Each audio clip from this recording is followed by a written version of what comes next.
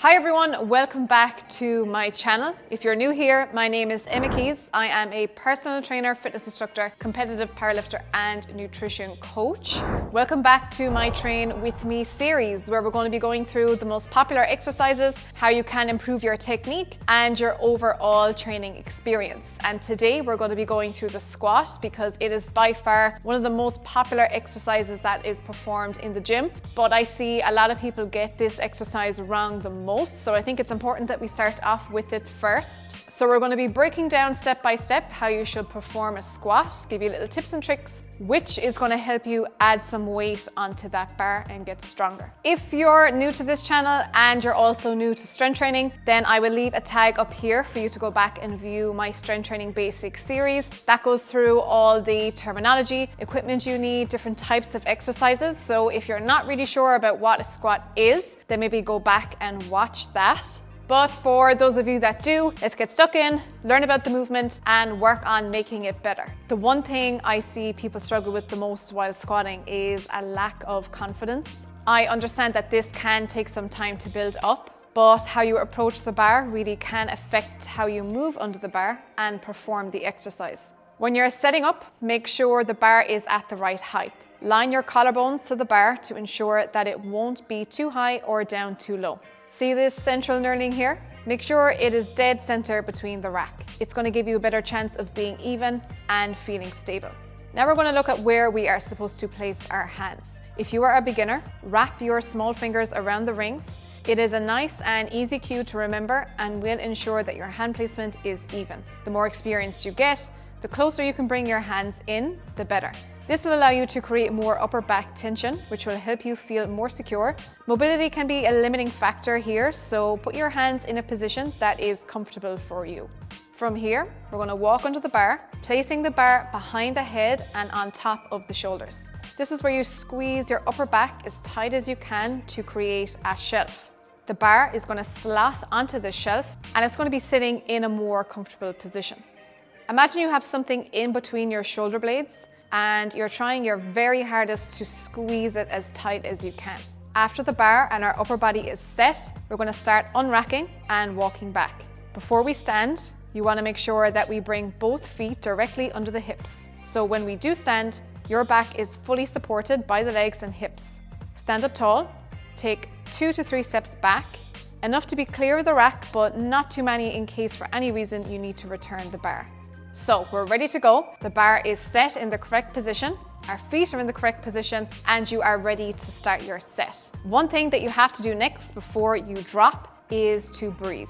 We want to take a big breath in before every rep for a few different reasons. Taking a big, deep breath in is going to help you contract your abs, or to help cue you in to push against the belt to help create a little bit more pressure and stability. For a lot of beginners though, I will really look out for breathing because one thing it does is it forces you to slow your set down. A lot of people at the beginning tend to rush and not really think about what they're doing. Whereas if you're breathing before every rep, it's going to force you to take an extra 1 to 2 seconds to get yourself set, make sure you are balanced and ready to go. Take a big breath in through the nose or mouth, really exaggerate it. Don't lift your shoulders or chest when you breathe, but rather fill your stomach and push it outwards. Hold that breath. As we breathe in and brace the abs, we are creating tension. We need to maintain this tension the whole way through the movement. So you breathe in before your rep, that's going to help you create tension. We hold our breath and that tension on the way down and on the way up, then release at the top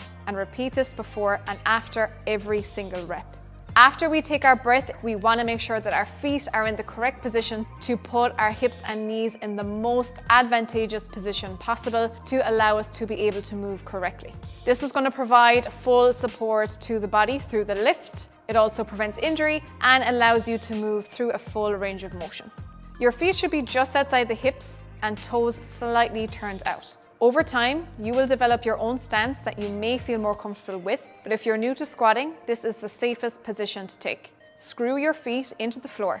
We do not want our feet to move through this exercise, so it is really important that we create lots of stability in the feet. Think of grabbing the floor with your feet, driving through the toes and the heels. This will allow for a more solid base so you can move your knees into the correct position From here, we're going to start our descent. We need to simultaneously brake at the hips and knees, letting the knees travel forward as you drop the hips and squat down as low as you can.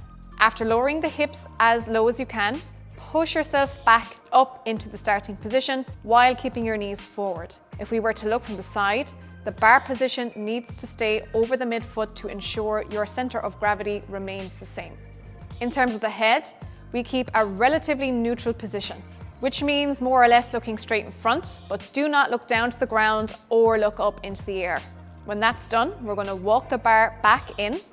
We're going to wait until we hear the bar hit the rack before we lower it down.